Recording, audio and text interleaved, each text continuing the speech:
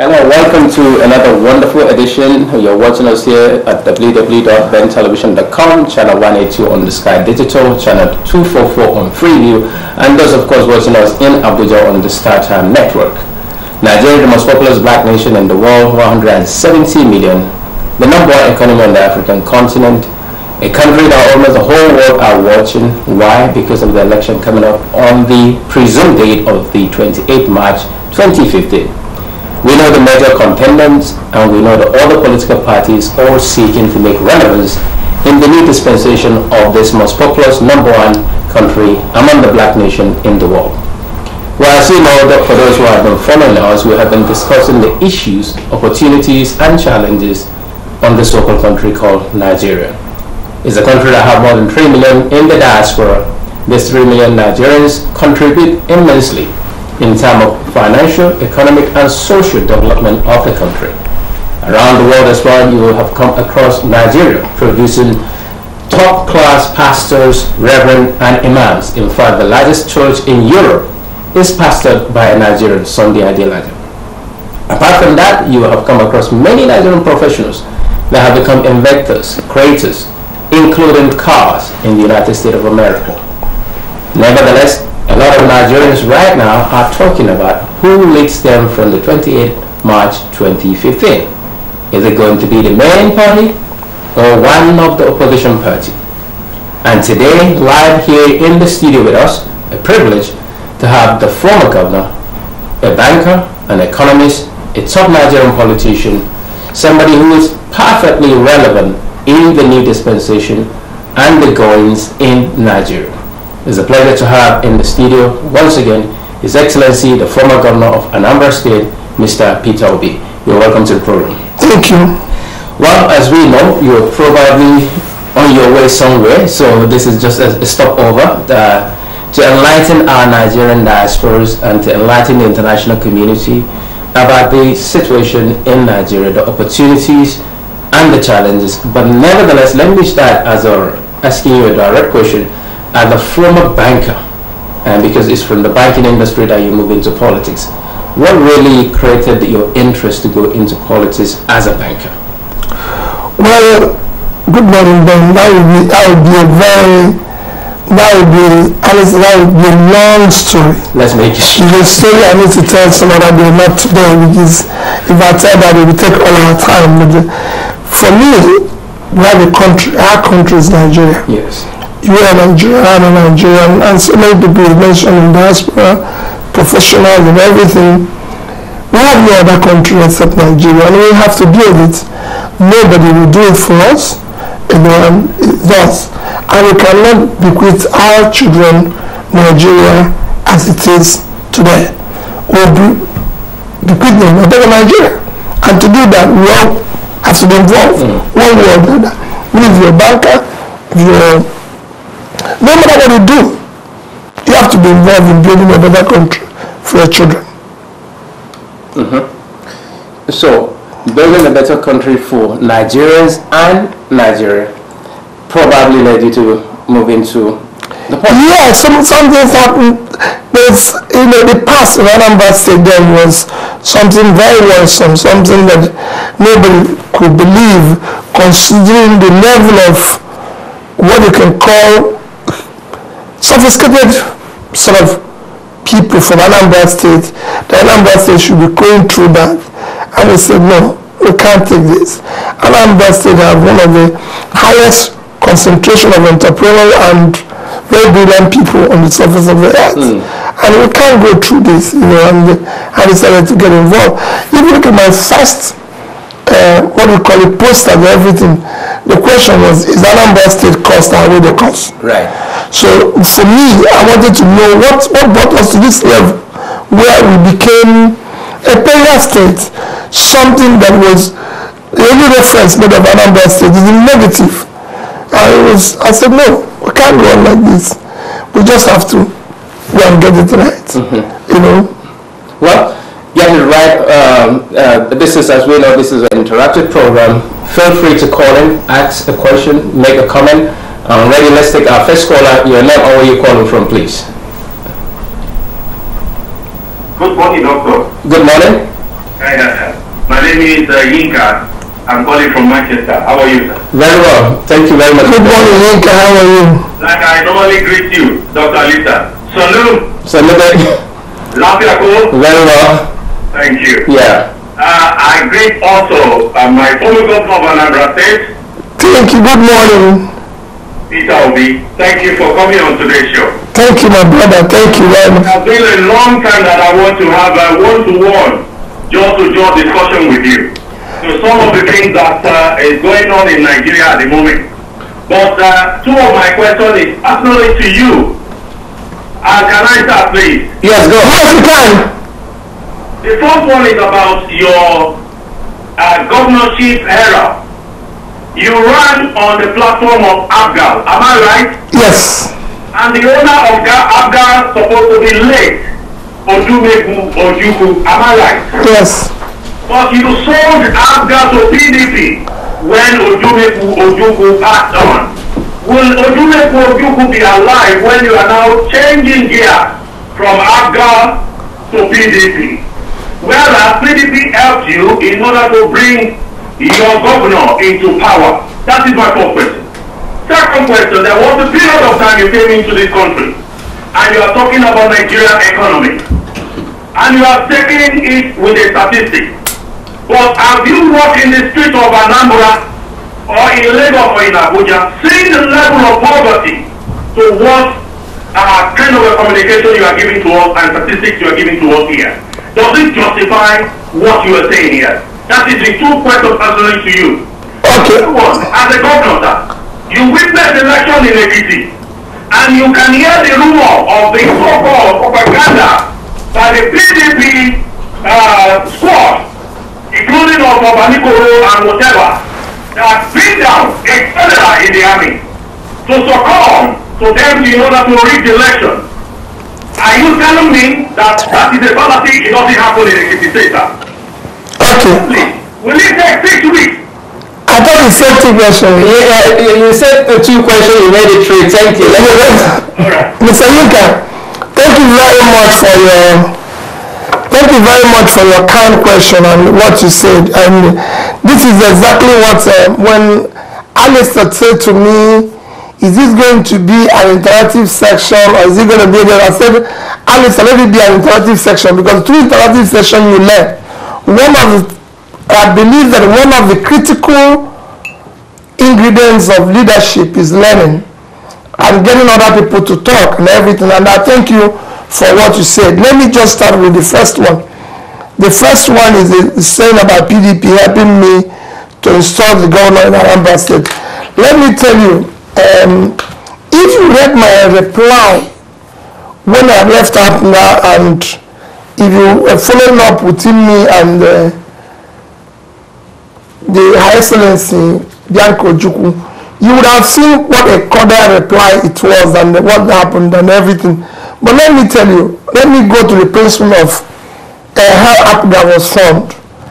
APGA was formed because we then, colleges, people from the Southeast, felt that in the bigger parties and everything, the arrangement was not accommodating us, and we wanted a means to establish and be able to speak and people will hear us in the college country called Nigeria. If you know, we are one of those who have clamored and said, yes, we are not fairly treated, Nigeria has not been fair to us and everything, and we needed a platform to stay and shout and talk. The principle, if you know, and you can quote me anywhere, as far as our late leader is concerned, Odumeku Ojukwu, his position is that we must be able to be part of building Nigeria while ensuring that we are fairly treated in that whole picture. That our people are neglected, our people are this, so we must fight and make sure we are fairly treated. And that was one of the reasons when he came back from Ivory Coast, there was a party by Zik called MPP. He said, no, I won't join it. I'll join NPN, which is the party at the center. And he joined that party at the center to make sure that whatever that we are fairly treated in the country called Nigeria. Because that was part of his struggle all his life. When that was not happening, and when this present call it circle of democracy came in, he started to form something that will allow that voice to be heard. And I can tell you, until Jonathan came to government, no former head of state, no former president deemed it necessary to have a personal interaction or anything with him. When Jonathan became president, he was the first president, one, to have one-on-one talk with him, two, to visit him personally in his house in Enugu. In 2011, just by the time he was already getting sick, we asked everybody, including his wife, who now is Nigerian ambassador to Spain, he said, for what this man has done and for his respect, we've now found somebody who has treated us and we have to work with. Without Jonathan, to be said today, Jonathan looked, just to show you an example of what has happened to him. Throughout the 2 years of Buhari's head of state, he was in jail, he was locked up for doing nothing. That was staying in his house. He wasn't holding any post. He wasn't doing anything. This man came, looked after him, cared for him while he was sick. Federal government help and facilitated his coming to London. If you had visited him in the hospital in London here, the embassy, everything here, you will even see Nigerian flag behind him. They looked after him, and when he died, through the government's intervention, he was given a befitting burial with the president attending every part of that burial. For him, we are not being treated, just to give you what has happened. So for me, and if you look at what has happened, for me in particular, when I started, I said I'll start as an APGA governor and end up as an APGA governor. If you look at those who have changed their parties, they either change it in mid-course or anything. And I told him personally, I will stay with him to the end, and I was with him to the end. Anybody can tell you that, the family can tell you that.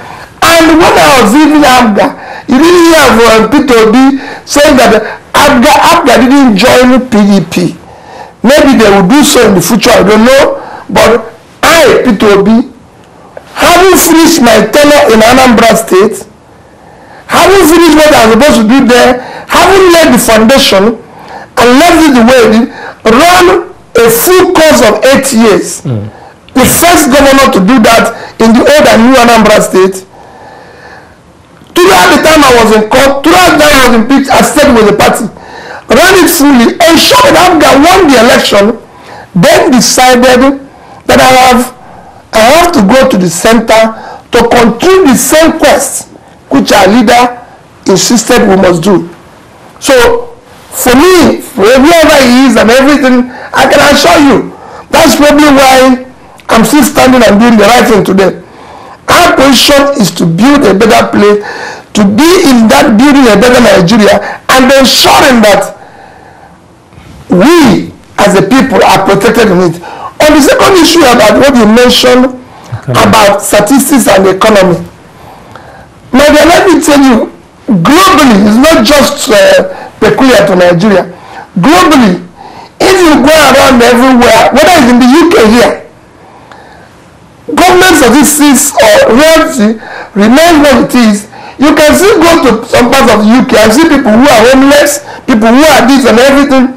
That doesn't mean that if UK government say they're growing by 1%, they're not growing by 1%. No.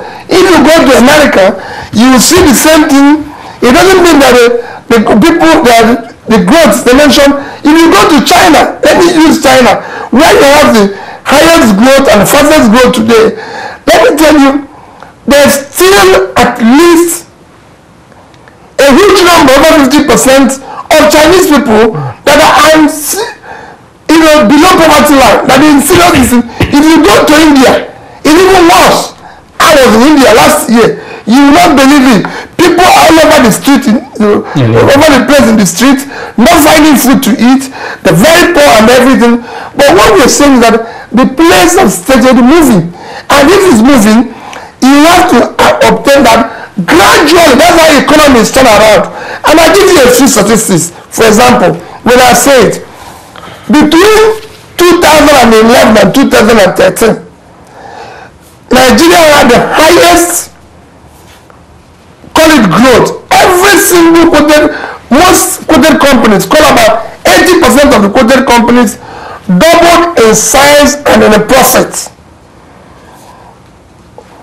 You have a lot of productive capacity. Before then, Nigeria used to be a net importer of cement.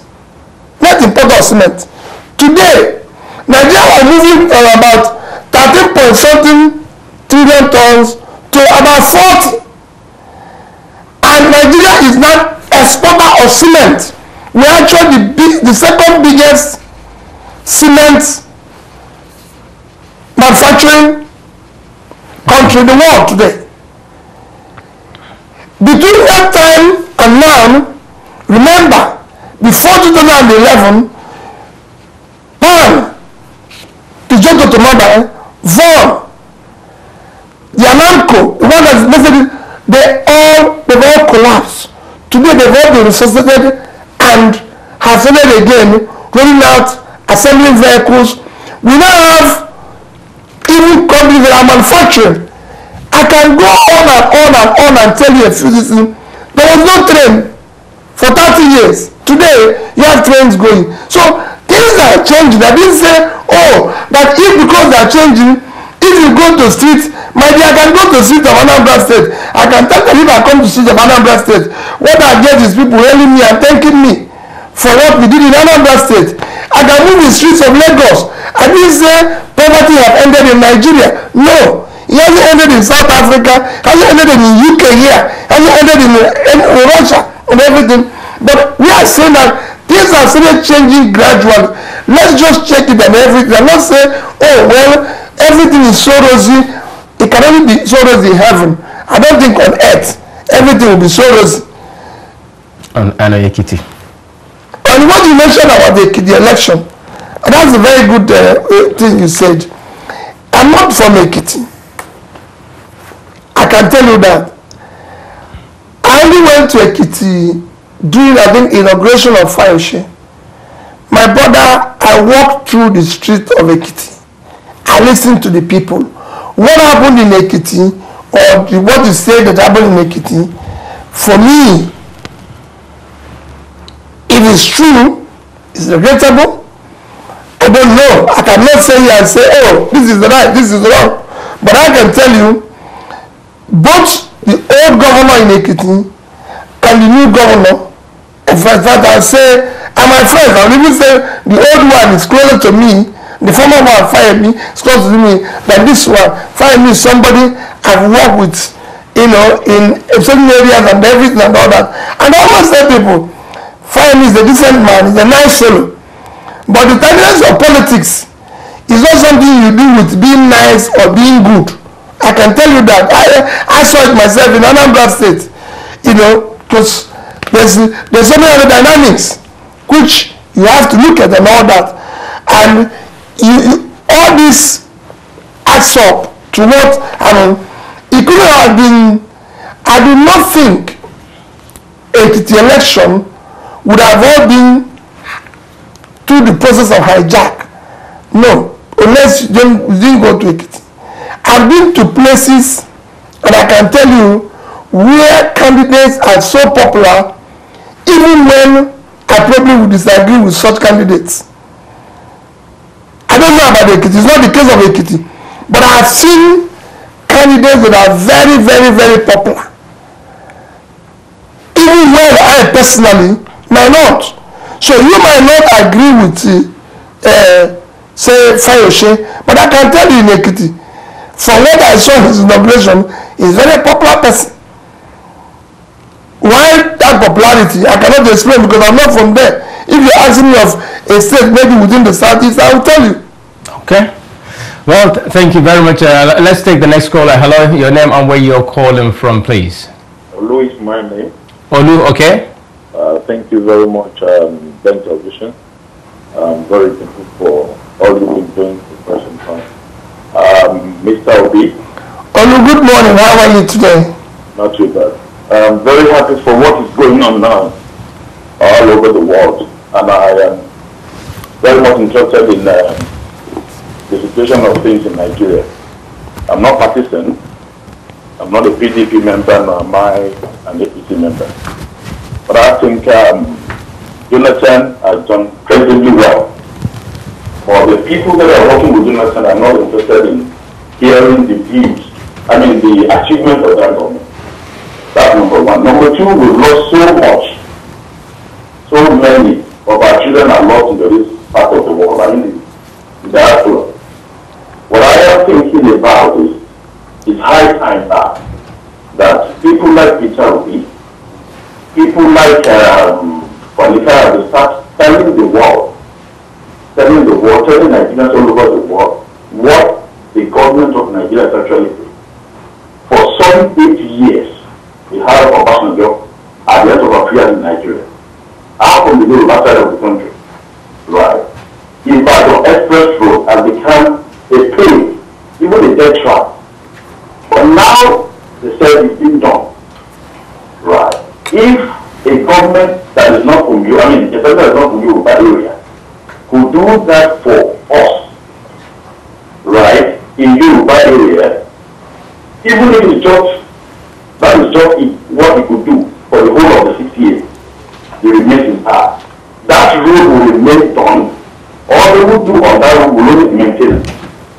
And I think it's high time that the PDP tries to tell the whole world what the problem of Jonathan is.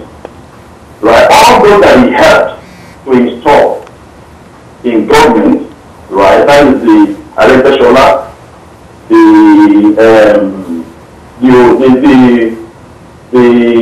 what is it called? The Pirate of Ekiti State, the Oshio, right? All these are APC members that were installed in office. In office by the President Jonathan. They were all moved into office by OBJ. These are the problems that Jonathan is facing. For righting the wrongs of PDP and for telling the PDP thieves that is not business as usual, they decided to hammer him now. But if Nigerians are ready for the best, if they are ready for the voters to start happening now, a country that has been destroyed for 40-something years, there's no way you have an impact, even in 60 years. But for anybody saying that Jonathan has done something for 60 years, yes, don't get to do well. We needed someone who will not shout in the rooftop, right? Everybody, if you look at the ground now, they keep shouting, calling him in, destroying him. Okay, Olu, straight to the point so that we can... let me tell you what, let me thank you for your kind comments.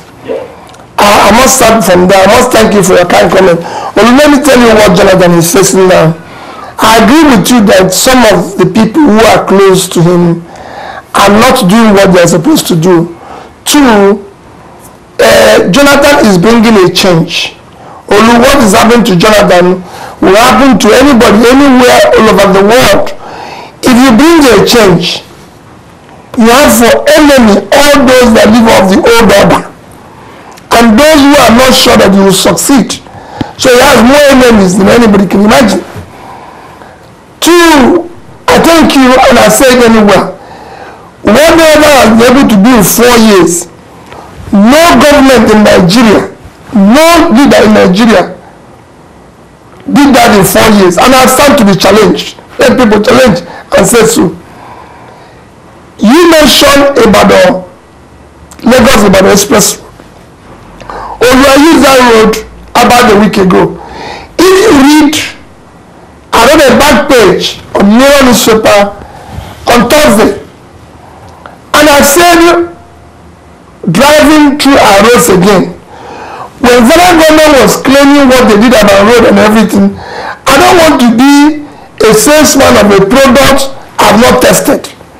I decided I'm going to leave Abuja by road to the east, and I drive to Abuja Lokoja Road all through to the east, and I decided to go through the east, Onitsha to Benin, Benin to Ore, Ore to Shagamu, and Lagos, Ibadan, Lagos Express Road.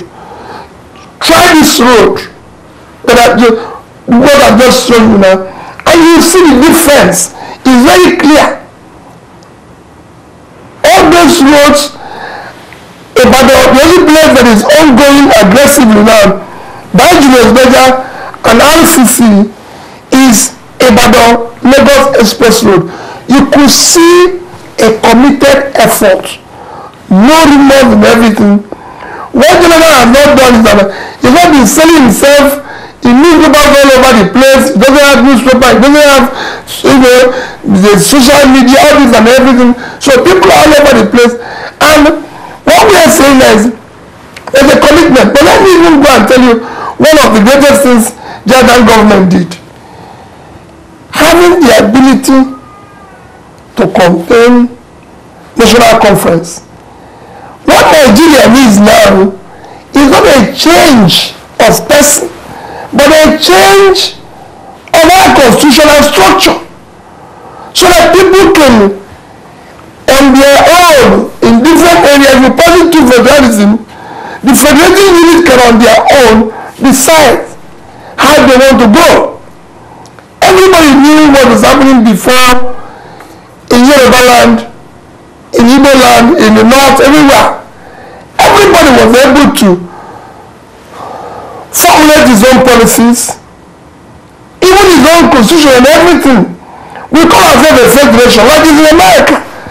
If we call ourselves a federation, every federating unit should be able to determine their own life and their own future. You don't become a federating unit that then go on and become and run a unitary government. No, a federating unit says, I want Anambra State people to decide how they want to go about doing their own thing. Decide ABCDF. Why whatever is our obligation to the federation, we fulfill it. And that's it. And that is what the national conference is all about. Our constitution today says, we the Nigerians. But we never sat down to write that constitution. Some people bequeathed it to us.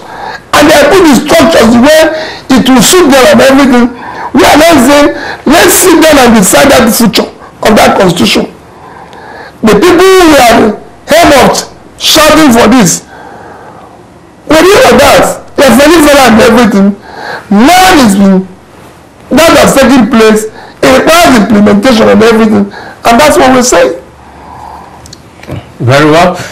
That's what you're saying. Now, you mentioned, for example, on one of your lines, saying that no government has done as much as Goodluck did in his 4 years. I challenge anybody. Is that taking Nigeria forward or taking Nigeria backward? You can even see it. How do I say it? I said, Alice, the last time I saw train was as a university student in Nsukka in 1982 or 83. Is that not because you don't use train? No, because I see train every day, but because I want to use it.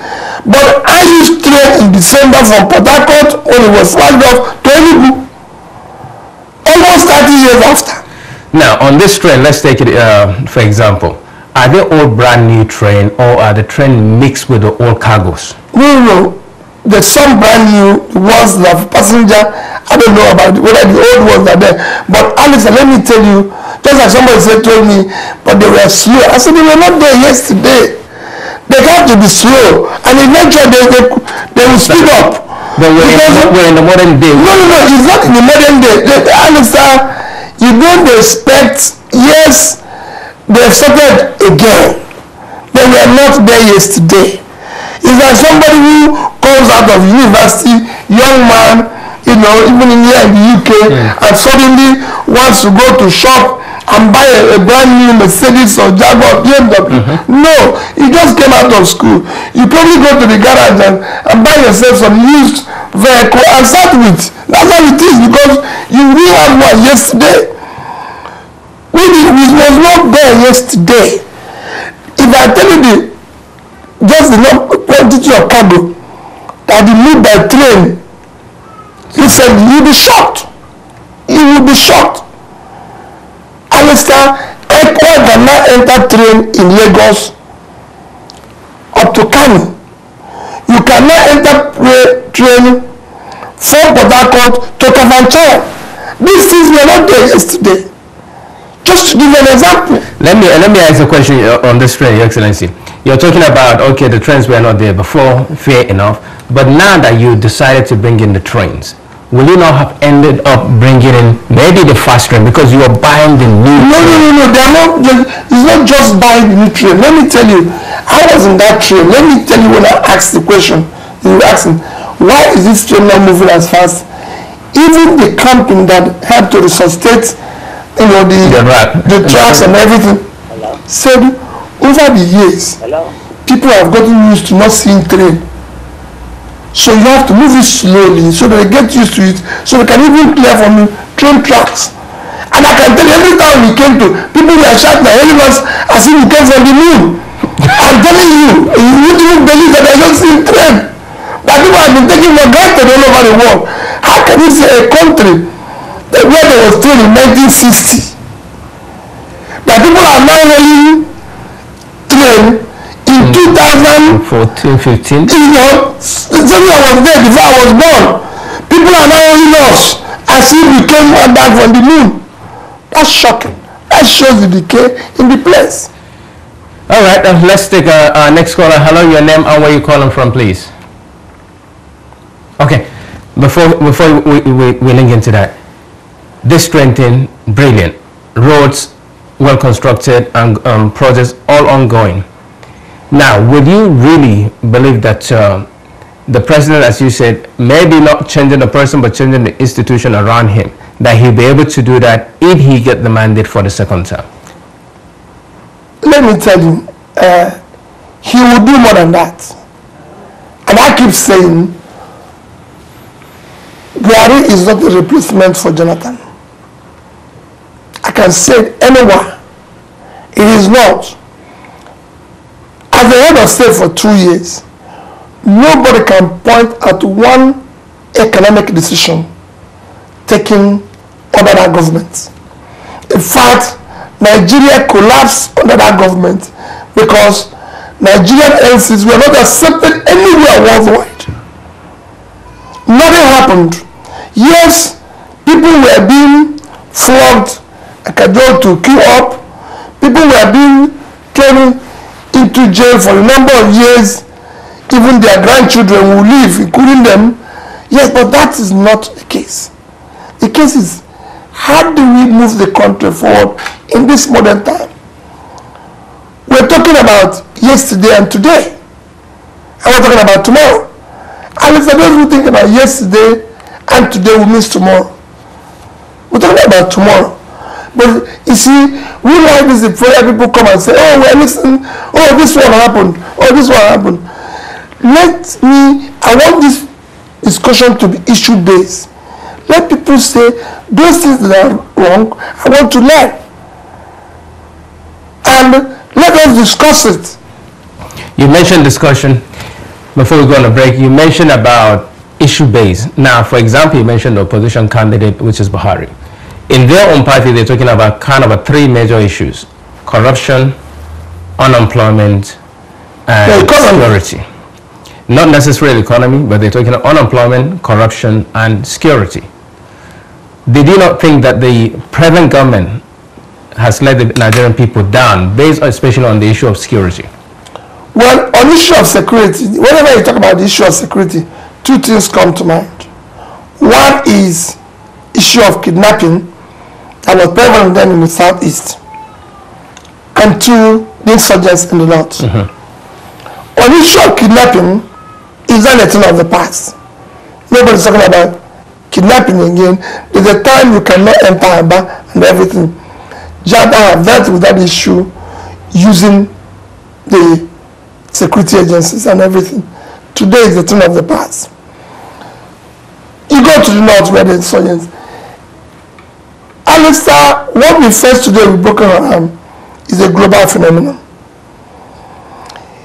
That was even escalated by the collapse of government in Egypt, in Libya, in Chad, and other neighboring countries. That escalated it. Look at what the global coalition is going through, trying to fight IS. Look at what it's doing for years. Then you cannot imagine what is happening in Nigeria. When they started in Nigeria, don't forget, they were already throwing bombs in Abuja, which is not the case today. That, like the president has said, was a global phenomenon that took Nigeria a little bit by surprise. And today, we are getting it right. And you can see the pushback and what is happening. As of yesterday, the entire Adamawa has been recovered. Okay. Which they had almost 50% then. Yobe is almost recovered. So they're now in Borno, parts of Borno State. And that is going on aggressively. A military that nobody have been able to buy throughout the 2 years of Buhari's government. They did not buy one AK-47 for the military. I was there when Jonathan commissioned for the Navy 4 warships. The chief of naval staff, not Jonathan, in his own paper, read that the last time Navy had 2 or 3 warships commissioned was during Shagari's era. That from that time till this government came, nobody bought anything for them. So the story, Alistair, you can take it and go around. There's no way in this country where 1 year can pass without buying a new equipment for the military, for the security agencies. This thing that you're saying is the same thing in all over. But is that not... The same thing goes with playing and everything. Should we not then take it back to the party in government? Because then the PDP has one party. No, I don't want to. I just want to compare Jonathan and others. Okay, and the other head. I don't want to go and say this happened or that happened. No. But I'm just telling you. So, this shows the decay that was in the system. And now that it's being changed, people are saying, oh, no, we'll do this one, everything. I've heard several times where people say, when Buhari comes into government, he will automatically stop insurgents. And you're not convinced with that? No. It's even shown that the APC is not patriotic. Buhari does not need to be the president of Nigeria to stop and help the president, because I have access to the president to tell you how to stop the insurgents. People even say he will bring back the girls that were kidnapped. If he knows where the girls are, he doesn't need to be president to do that. And so many times Clinton, Bush, or even here, John Major, Tony Blair and everything have intervened in government. They don't need to say, oh, I want to come back and be Prime Minister of Britain before I can tell you people how to solve this problem. No. As an elder statesman, who have been there, who is a member of Council of State, the highest body of government and everything, who has unlimited access to the president, he can go and tell him, I know the girls are here, so go and bring them from there. I know this. In fact, it should be part of negotiating with those people to bring them back. That's what the elder statespeople, men here, are doing. That's what you do. Not saying, okay, give me back power and go and do it. No. That is not the way it should be. So on issue of security, he's not going to do otherwise. It's just a question of, okay, this is not... Now that it's happening, now that they're being pushed back and everything is working, communities after community is being covered. So what again is it going to come and do when they finish the communities? The military are being better equipped, everything is happening well.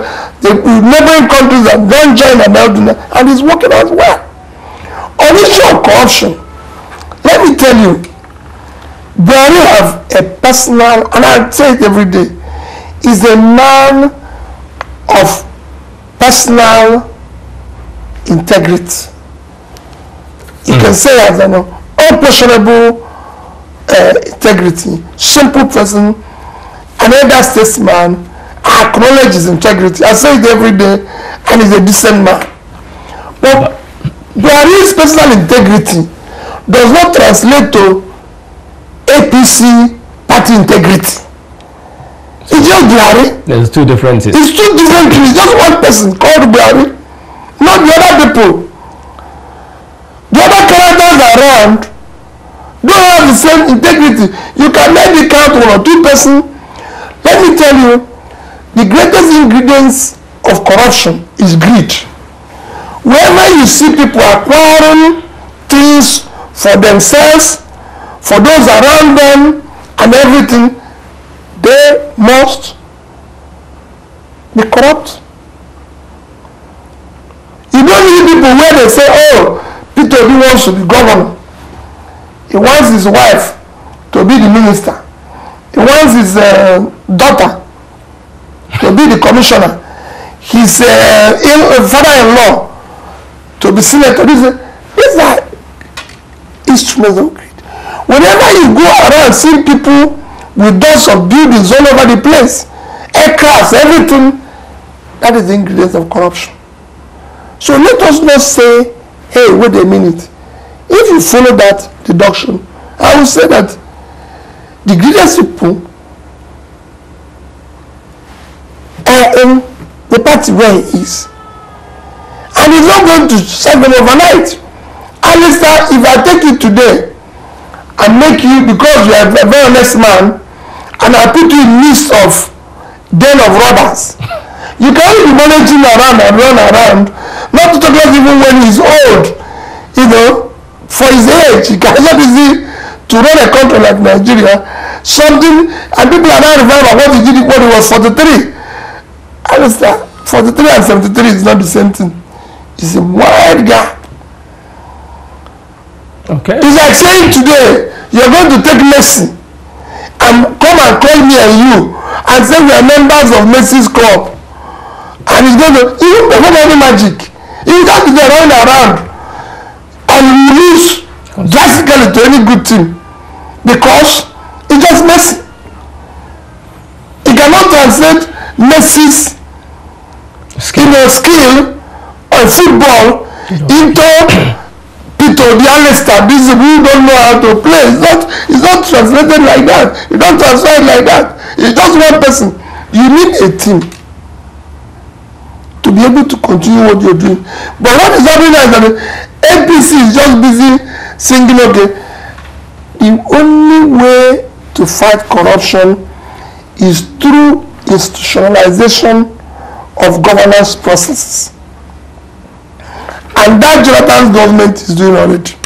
Look at what happened with fertilizer. They changed the method of procurement. Where government is not involved, there's no money, all the corruption within fertilizer is gone. Look at what they've done with the issue of ghost workers. Look at what they've done with pension.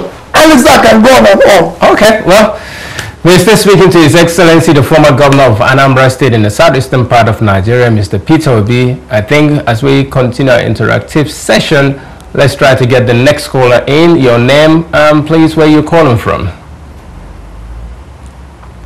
Yes, my name is Lekon. Okay, Lekon, you're calling from? Milton Keynes. Milton Keynes, you're welcome to the program. Yeah, thank you. Yeah, I just want to thank the governor of Anambra State. Yeah, first so far. But honestly, Jonathan administration, they have really done very well to the country. But it is the people that surrounded it, those are people that are, giving it so much progress. You see, and what people are just saying out in Nigeria about Jonathan is the issue of corruption. If he has tried to tackle that, I don't think he has this much progress, But as I said, You just need to, I'm not a politician, I don't belong to APC, I don't belong to PDP, but administratively, he has really tried his best. And that is just all I don't have. What is your contribution? I agree with you and your contribution, but let me say, you see, I just mentioned about the issue of corruption. Whenever people talk about corruption in Nigeria, my brother, what I tell them is that we are all in it, without exception. Guilty or not? Yeah, guilty of it. When I say this, they can read philosophy as my first degree. And when you, philosophy is a topic called logic in philosophy.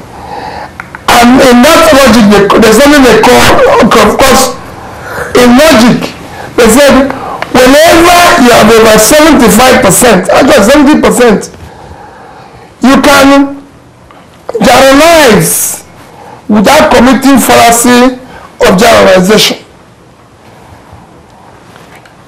In Nigeria, they vote somebody in to become governor, honorable, distinguished, whatever name he used to call it.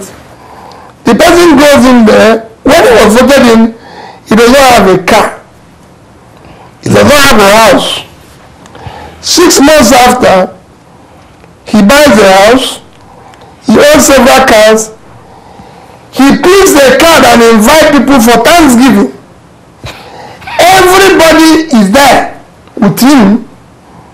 You go to the church, the pastor, the priest is singing and saying, may God continue to replenish where he got it from. Amen. And everybody is clapping. He brings the drink, everybody is telling him, rather than call police, because they know where the money came from. He could have printed money, there's no tree that grew the money behind his house. This happened because he must have done something that we all know that is wrong. The next week he's not there, the pastor is preaching about corruption. But last week he just hosted somebody who came with process of corruption. Benefited. You know, he's the one who is building the church. He's the one who gets the first seat at the church and everything. In fact, maybe sometimes if he doesn't come, the pastor who starts the church service until he comes. And if he tells us if this man came, the whole thing has changed. He goes to his village or goes to his community, all the titles by the traditional rulers and community leaders are going to him. You know, they give the order of names. Yeah. He is the prince of the place. He is the duke. He is the anything. That's, if you know any English name that is remaining here, then I give them to listen. His wife is the princess. And did that happen during your time, Excellency? No, I said I wouldn't take any title because I didn't need the title, but I'm just telling you. Yes. I know what I went through because everybody says, oh, you cannot do this and everything. Unless, you know, so this is a challenge. If you're going to fight corruption in Nigeria, I said it, you need to structure governance processes. All of us would be part of that fight by one, rejecting all those we know that their processes which they got this so-called wealth is wrong. When they invite us to occasion, when we see them at the airport, to not celebrating them, we cannot continue to call him His Excellency, which means an excellent person or distinguished or honorable, when we know you are the least of the honorable of all those titles. We should be able. Let me tell you, as a governor, until today, I fly economy in Nigeria. I fly the plane. I queue up. I said, you'll be shocked that it is those who are supposed to ask people to queue up will always come to you and say, oh, guy, you're not supposed to queue here.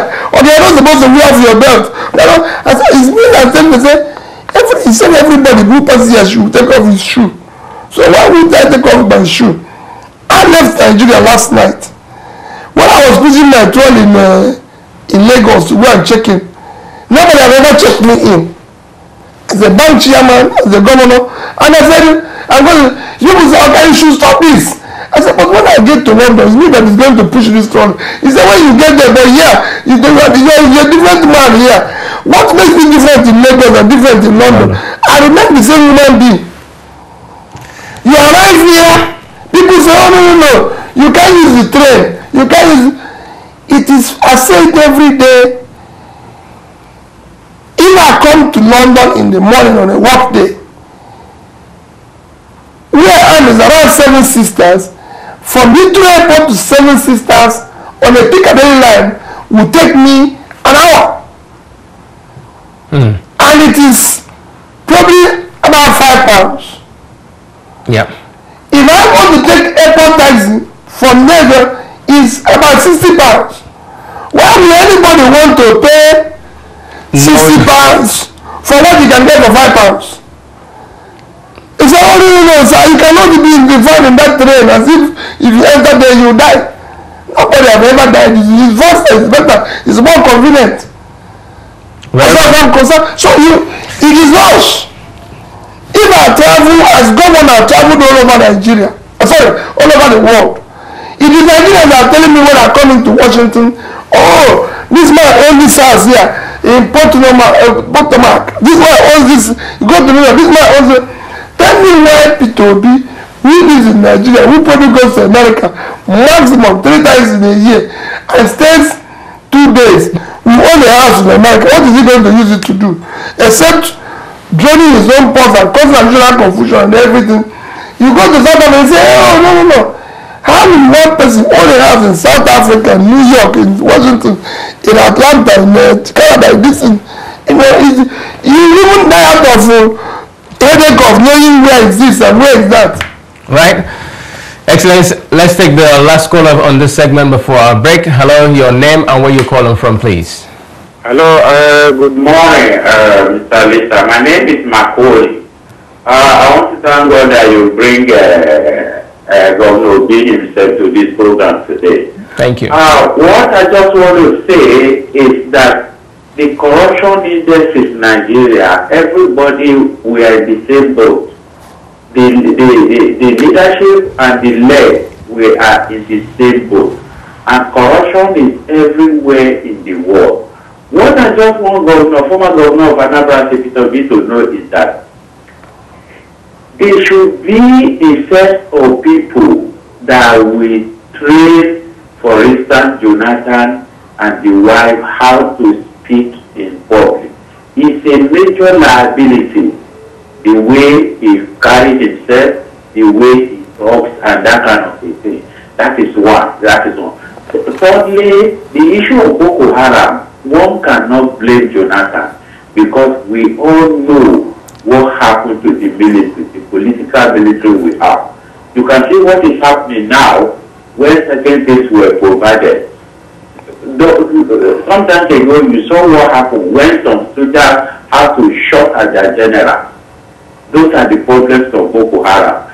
Then the issue of Buhari, just like we said, Buhari is a clean individual. But what about those around him? Can Buhari try, for instance, your brother in Lagos, Tinubu? Can he try Amechi? Amechi was Speaker of Rivers State of Assembly for 8 years and is the governor now for almost 8 years. What has Amechi done in Rivers State under PDP and now under APC? Thank you. And this we need to look at objectively. Buhari is... Thank you, Makori. Makori, I thank you very much and everything.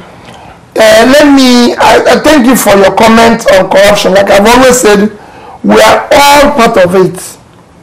You know, Buhari cannot, at the stage where he is, go. When I said it before, people say that and say, no country in the world, in people like the UK today and Europe, have voted for anybody above the age of 70. If anybody tell you that a man is so sharp at the age of 70, tell him No, he doesn't know what he's talking. Retirement age globally has been around 65. In Nigeria, in the military is 55, civil service is 60, professors are 65. If you can stop a professor that's not running a university at 65, how do you now hand over an entire country to a man who is about 10 years above that? It is difficult. Even physically, the body and everything cannot take it. You run around, this man needs to be everywhere. So what we have now is that people have hired Buhari as a joker. It's like me and Alex are forming a club and going to hire Messi. And then we are shouting that if we are given a chance, Messi will scatter everything. Eventually, when the game starts, you find out, like I said before, Messi will not see anybody that will pass the ball to him because all of us are the same thing that is happening now. Let me use instances of people you mentioned, like my brother and friend Amechi. Odili bought a plane for $12 million. I don't know what happened to it. Amechi's own is $55 million. He died in a private jet. But he's a good man. He's not a bad man. And so are so many others around there who claim to be saints. This is a job I've done. But can I tell people, I didn't have to print money to say that I left money when I left in Anambra State. But even if you question today whether money was left or not, yesterday being Friday, the foreign currency component of my service in Anambra State is about $170 million. When I left, it was 156. It was interest as yesterday. And that is about 40 billion. I didn't print it. I saved it. What I did is to shut down the cost of governance, which is still the critical problem in Nigeria. So, if people, like you said, those people who acquired everything all over Lagos, but everywhere, how can they now manage this man who is coming to say, I will not tolerate one listen? We were there yesterday. Let's ask about their background. All these things they have today. If me, Peter, I lived here, Alistair, you know my house. I lived in Cricklewood. If I come today after being governor and I go and buy a $20 million house in one sophisticated area of UK, and you go there and I'm preaching to you about corruption, when you know that my former house and everything is probably worth maybe £2 million, 2.5 million pounds, and you need that place. I bought that house in about 1989, 92. And suddenly, after being governor, you now see me in Nice Bridge with a 25 or 30 million house, living there with chauffeur, Chinese bottlers and everything. And I'm telling you about corruption. What type of story is that? There must be somewhere where the money, comes the tree that are planted, grew the money, which you would have known. So these are things that I'm saying. Let's not talk about it. The way to fight it is through institutionalization of governance process. Jonathan is doing that. On what you said about my brother about where teach Jonathan and the wife about how to talk. Public speaking. I can tell you that Jonathan, as far as I'm concerned, if you listen to him, is somebody that talks very well. And in areas where he's not versatile or he will even tell you, I don't know much about this place. He accepts his limitation. You know, if you look at the way people are talking about Jonathan today, it's only that I will have the courage to sign Freedom of Information Bill and take on whatever people are calling him today. There are so many people in Nigeria who will not call those names and go home and sleep in your place. But he's taking it. For the wife, well, I've not been a follower or somebody who is I'm close to her and everything.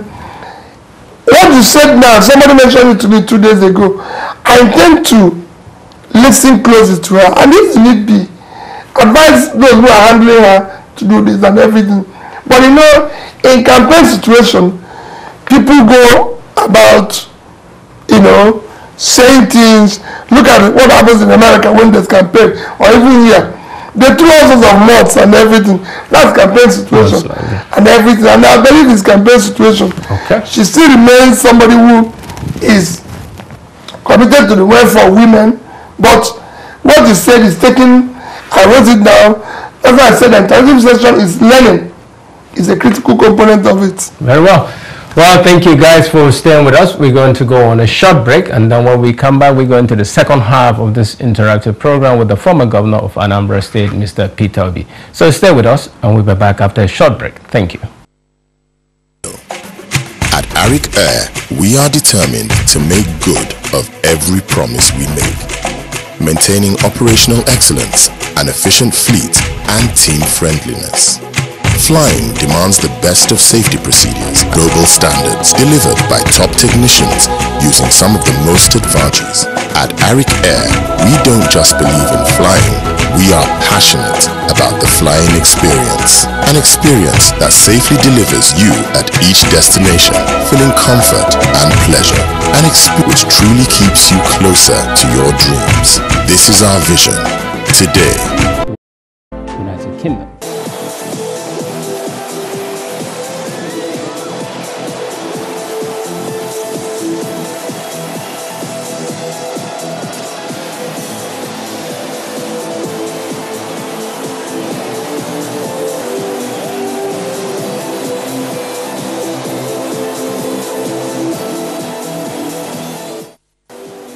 Indeed, nice to be here again. ABC Sports, wherever you're joining us. A loaded package, another 7,200 seconds to be spent talking sports. Lots to be talked about.